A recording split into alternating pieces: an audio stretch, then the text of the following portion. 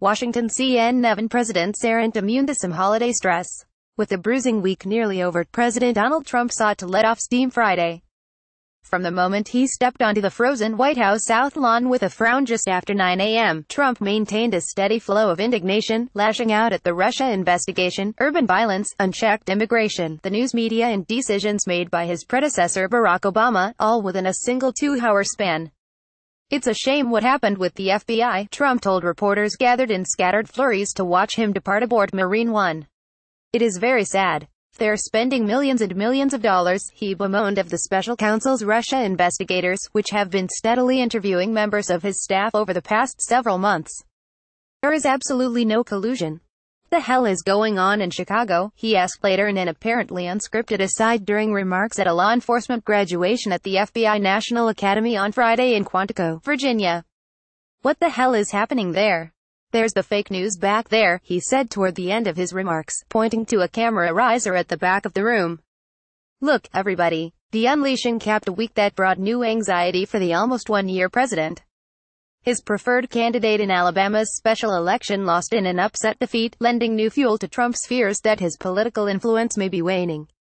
To Trump's pleasure, lawmakers appear on the cusp of passing historic tax cuts. But final passage isn't certain, inserting a dose of tension into the evergreen viaduct West Wing. It's added up to a trying moment for a president still searching for a path out of a controversy-laden year. Trump, who has been anxiously phoning Republican leaders on Capitol Hill for updates on the tax bill, has told his aides he wants a victory lap if the measure is approved. Fond of the White House Christmas decorations, he's eyed the East Room as a possible venue for a signing ceremony. That looks more and more likely. Friday, holdout GOP sends. Marco Rubio and Bob Corker said they would back the bill. As he waits, he's been awash in finger-pointing following Tuesday's stunning Republican loss in Alabama. People who have spoken to the president say he took Roy Moore's loss surprisingly well. But in the days since, he's been flooded with advice from friends and advisors to alternately revamp his political operation, disavow one-time chief strategist Steve Bannon, or renew his attacks on Senate Majority Leader Mitch McConnell. "I have nothing to do with Russia. Everybody knows through all that," some aides and advisors insist. Trump's mood remains upbeat. But his public face on Friday was not a happy one. "When you look at those documents and how they've done that is very, very disgraceful," he said of the FBI on the South Lawn. "You have a lot of angry people that are seeing it." A White House official said the documents to which he was referring were the text messages exchanged by two top FBI officials lampooning then-candidate Trump in the summer of 2016.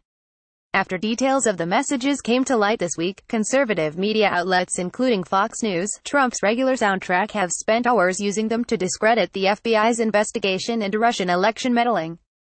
Trump repeated those talking points on Friday. "I have nothing to do with Russia. Everybody knows it," he said. That was a Democrat hoax.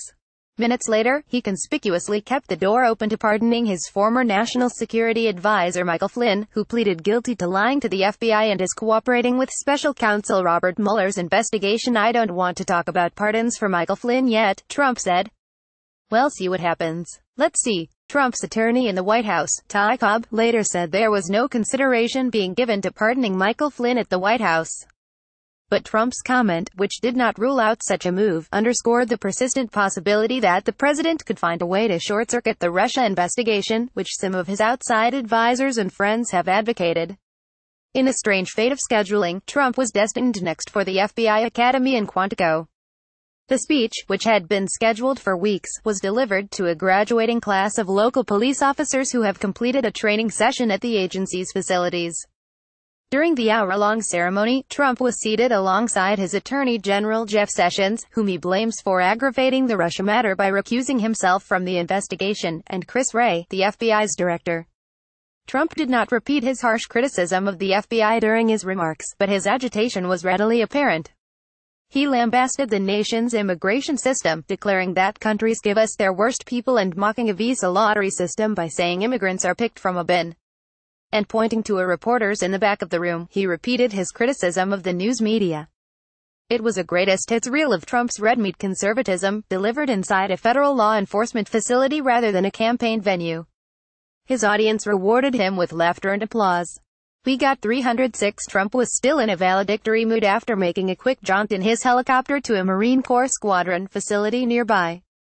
Regaling helicopter pilots there of his election win, Trump nevertheless insisted the deck had been stacked against him by establishment politicians.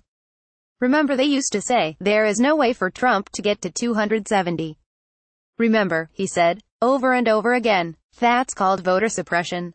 And we didn't get to 270, we got 306, he declared, according to a transcript of his remarks, which the press was not permitted to view. That's even better, right? So we had an amazing time.